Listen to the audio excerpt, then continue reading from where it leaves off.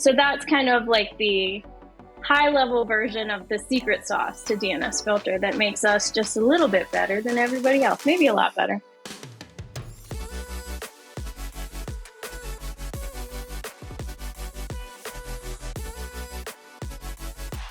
All right, Rebecca, we'll keep it simple by kicking it off with just an introduction. So if you want to let us know, obviously you're from DNS Filter, as the shirt says, but who you are, where you're from, and what you do with DNS Filter.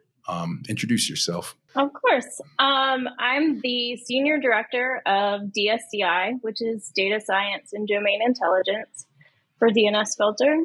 Have a pretty varied background. So I initially went to school for psychology. Then I decided to get a PhD in neuroscience. Then I decided that I did not want to kill any more rats and got a master's degree in neuroscience and went into teaching.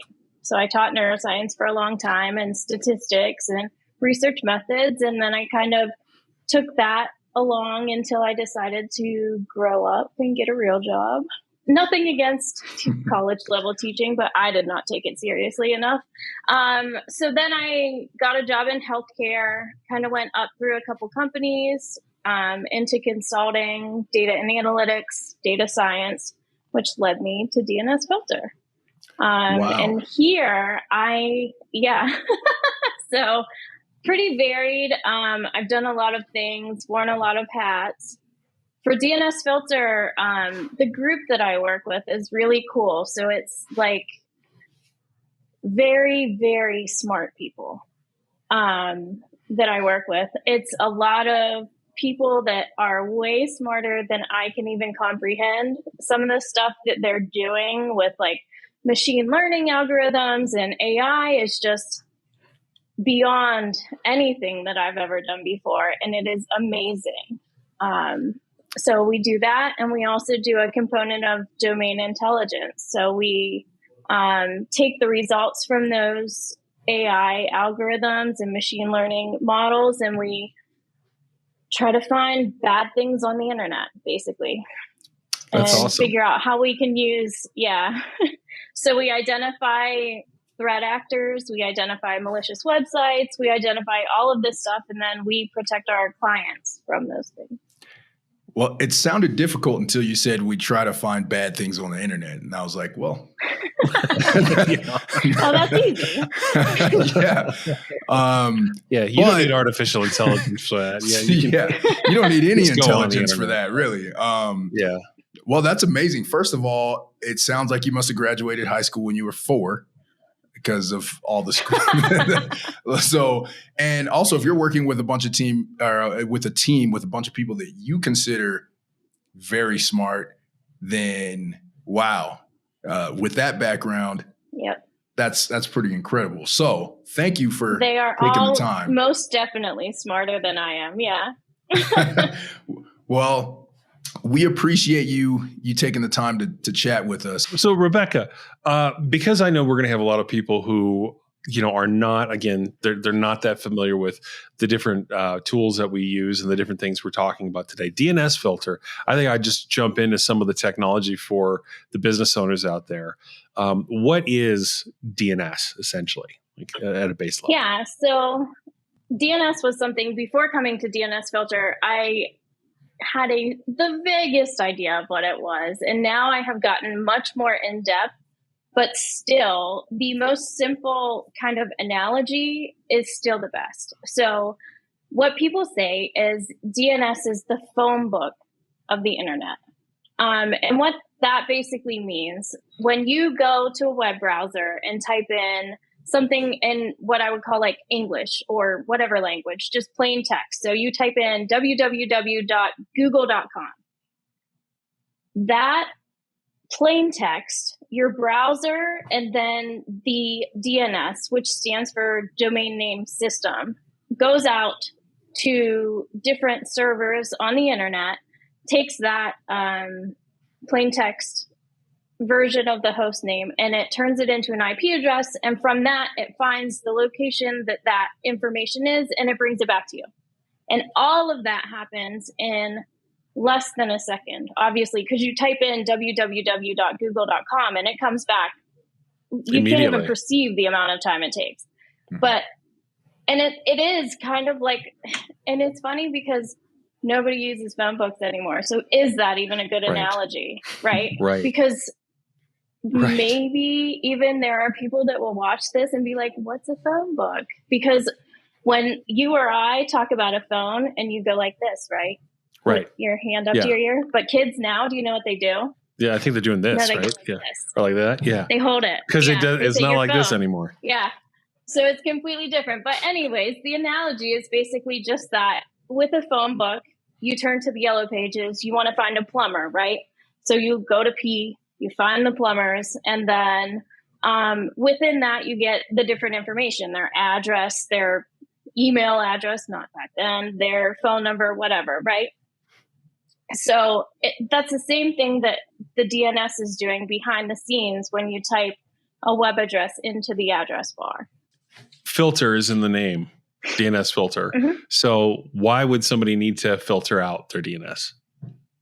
Right. So you can think of it the same way that you would think of the phone book, right? So you have all the plumbers, you have all the names, but you know, and everybody knows, that there are the crappy plumbers out there that are no good, right? They're the same as the malicious websites on the internet. So basically what a DNS filter does is it weeds those out before you ever get to them. So if you were to type into an address bar or click on a phishing email, that is going to take you to a site that has some sort of malware or something imitating, like phishing websites imitate real websites to try and get your information. We already know, either from what we do with threat intelligence or our AI engine, we know that those are bad websites and we don't let you get to them. So that's always changing, right? All the time. And so then is why the team that you're a part of, the DSDI team, is so important, right? Because you guys are constantly hunting that stuff down. Mm-hmm. Yeah. And not just us, the AI does it for us, which is really nice. I mean, we do have a component of our work that is not necessarily manual, but the threat intelligence is like we're taking in information from the internet and kind of pulling those threads to get the results of the bad actors out of it. But the AI is really what makes DNS Filter specifically different than our competitors, because that AI is able to go to a website and say, this isn't the real Microsoft website. Don't type in your password. Mm-hmm. You know what? My parents a while ago needed support on their computer, and they were up in the mountains, and I forget how it happened, but my mom decided I'm just going to Google Microsoft support. And of course, the website she got was not Microsoft support. And she went there, and we had to reload her computer after I found out what happened. I was like, no, just call me, Mom. Like, next time. But the threat is persistent. I mean, there's a lot of people out there pretending to be these support providers that will take advantage of you. And so DNS filter, it sounds like it's going to get in front of that and prevent that, from happening. Who would you say then, okay, realistically, what kinds of people need DNS filter or a service like that? Well, it's funny that you should mention your mom. So actually, first of all, I would say literally everyone needs DNS filter, because there's no way to be able to see all of the things that we have already blocked. Like, you can't, as a single individual, be able to stay away from them, basically. There's an analogy that people in DNS filter like to use, and it's like, we as cybersecurity professionals are like people in the ocean with a flashlight. So however many cybersecurity professionals there are out there with their little flashlight, and the big black ocean of badness is out there. And no matter what, we're not going to light up the whole ocean, no matter how many flashlights we have. So everyone needs a service like this that is going to protect them from all of the bad things out there, because one person with a flashlight isn't going to be able to do it. let's talk about some real life scenarios on how this can happen, because what you're saying makes perfect sense. Anyone can use this, and you know, a lot of the people that we direct our videos to are business owners, and so we can see some you know some clear ways that they would need it. But even the everyday individual, like Travis mentioned, his mom, what happened with his mom. What are some other scenarios of what could happen and why people need protection? My mom, on my first day at DNS Filter, called me in a panic. And she was like, I was going through my email and this thing came up and it said that there was a Trojan virus on my computer. So I clicked the thing and it apparently came up. It was a phishing email, basically. And that said, there's a Trojan on your computer. This is Apple support. Click here to get support. And I said, don't click the button. And she said, oh, well, I clicked the button. And I was like, oh, geez. Okay. So then she says, so it takes me to this website and it has click here for support. And I said, don't click the button. And she said, well, I didn't click the button, but I called the phone number. Oh, no. Oh, boy. And I was like, oh. And she said, well, I talked to them. And when I was talking to them, they had all this information about me. And I was like, what kind of information? And it was, you could tell that they just had like leading questions. And she said, but then I remembered what you said about like going back to Google to find the real phone number. And she said, so I asked them how they knew all this stuff if they weren't connected to my computer. And then they hung up on me. And that's when she called me. And I was like, okay, well, just calm down. Like, what did you tell them? And she was flustered enough that she wasn't sure what she told them, but she thought she only gave them her name. So then she starts going through her emails while I'm on the phone with her. And it's just getting bombarded with more and more phishing emails. One from her ISP saying, we think you've been scammed. Click here. And I'm like, don't click anything else. I'm like, don't click anything. So what happened was they got the information that the email they used for that person was correct. And then they started trying any other way to get her to give them more information. And luckily, I had told her not long before that she used to use one password for everything. So they did somehow get one password, and she realized that they were in her email, and I had her change that password. And then I set her up with another, like one of the password storage programs, like LastPass password vaults, like that. Yeah.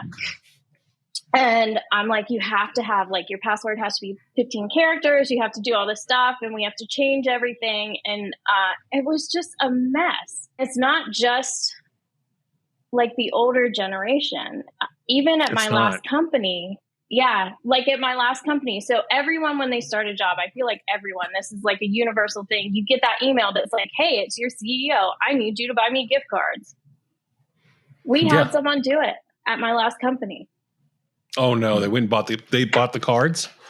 They did. And we were like a technology consulting firm where you would think that, I mean, everyone would kind of, but the guy was new and he was just so flustered that the CEO would reach out to him personally. And that's kind of the behavior that they prey on. So they're looking for, either people that don't know not to click the button, or people that you put them in a situation where they perceive you as like a superior, and you apply pressure to them and they're afraid to say no. Or, I mean, it's social engineering. The stuff that people do. It works. You know, that's why they do it. And, you know, we've said this before, like the reason these emails exist, the reason why these tools exist to block those emails, is because the emails work, the scams work, and they work on all sorts. We have doctors, we have lawyers, who have fallen prey to social engineering. We have, very intelligent people that have young people, old people, everybody across the spectrum that have fallen victim to these social engineering style attacks. And so what we, try to do in our customers' environments is a combination of tools and training, right? So making sure the right number of tools are in place. So at least on the technology side, DNS filter is a huge part of this, right? Right. DNS, we combine DNS filter with like Huntress, MDR, LastPass, like you mentioned earlier. Password Vault is something that we make sure everybody is at least aware of and has the option to use if they want. Multi-factor authentication, we make sure that that's in place. And then training, right? Training people, phishing simulations, phishing awareness training. And even with that, it can still happen. And the reason is we want to help each other. We want to be helpful. And they prey on the fact that we're trying to do the right thing, help one another. Oh, the CEO wants a bunch of gift cards. It's funny you said that. Apparently I don't have any of my employees' cell phone numbers. Because like every few weeks, there's an email from like a Yahoo account or something that says, "This is Travis Taylor, the CEO, and I want your cell phone number." I don't have it. It's like, it's like comes in, like I said, every few weeks right? From a different address. Which I love that, because it's like Travis. Every time he says hello to you, he also reintroduces himself as the CEO. So hello, I'm this is Travis, the CEO. Yeah. Get those gift cards. Yeah. Right. Yeah.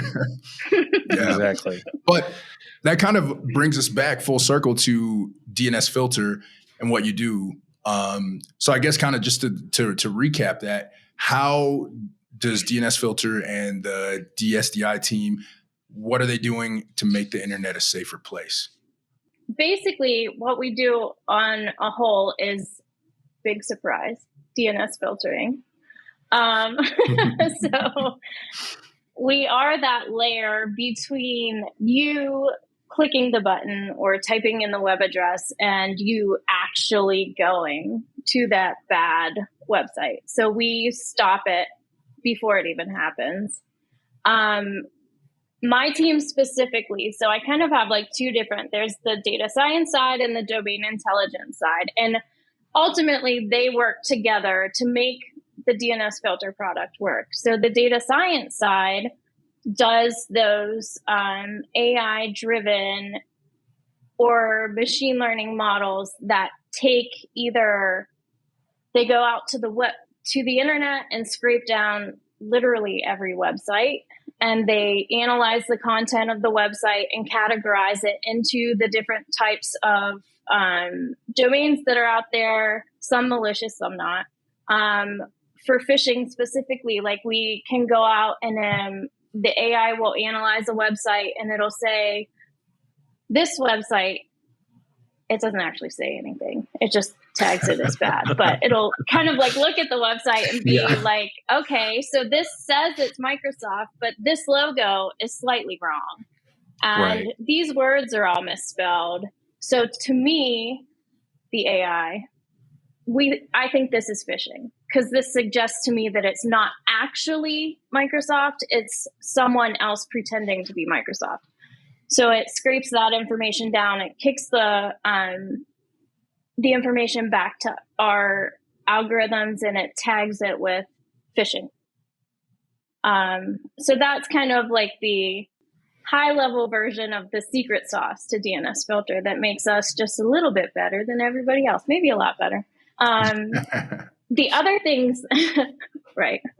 The other things that we do are on the domain intelligence side. So basically, we use the information from the machine learning models, the information from the AI, along with other information, either from our customer data that we collect or from threat intelligence feeds that we get from various sources. And we look at that data in kind of new and novel ways and use that to do basically the same thing. Identify those malicious websites that are going to try and steal your information or steal your money or corrupt your computer or whatever. Now, the threat intelligence feeds, I noticed you guys put out an announcement that you're now integrating with certain SIMs like Splunk. And then I think you're integrating with Amazon as well, which you can use as an intermediary for other SIMs. Just, we talked to Mikey, and I asked him, I'm going to ask you too, hey, any chance that Perch, the SIM from ConnectWise, could be on the radar for you guys? I don't actually have the answer to that, but I do know that the back end behind the Splunk connection is kind of generic. It is generic enough that they think that it will be easy to connect to other platforms. Okay, so we've got it here officially. DNS Filter is supporting Perch as a SIM. Yeah. Oh, no. I'm going to stamp that across. Yeah. No. That's the name of the video now. You're right. DNS Filter integrated. Yeah, that's what it is. But no, we're really excited about that too, because getting that threat intelligence, getting that real-time data back, and having DNS Filter be a part of that for our SIM would be just awesome and really, really up our game there. So we're looking forward to it. Yeah, we're excited about it too on the DSDI side, because we have some ideas and some POCs out already that I can't really talk about per se, but for kind of the flip side of it. So alerting people about what we have blocked for them. And maybe you should tell the people in your organization not to click on the phishing things anymore because they have been. So. Right. I want to point this out too. The DNS Filter doesn't just stop phishing attempts. It also can be used to control content, right? Yeah, for sure. So we have, I would say, between 30 and 40 different categories. It is kind of always slowly increasing the number of categories that we have, but we can filter all different kinds of content. And we do that for some of our different clients. So if you think about DNS filtering, stops you from getting to a website before you get there. So one of our big kind of areas that we cater to is like schools. So schools don't want kids getting to social media. We can block social media.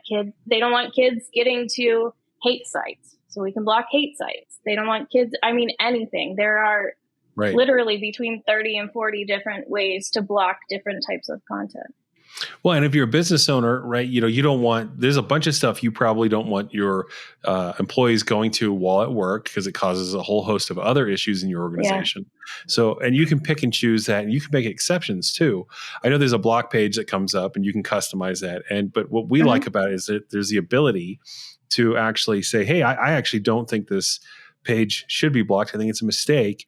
And it allows our users to open a ticket with us. So then we can review it with the point of contact at their company and say, there's a user who does want to access the site. Is that legitimate? And if they say it is, then we can go ahead and allow it through. So you've got a lot of flexibility there, which is really awesome. The user can whitelist that stuff, or if it's something that could be miscategorized, you can send that back to us and I get an email. Okay. So we can have you kind of globally do it across the platform. Yeah. For sure. You must get a lot of emails then.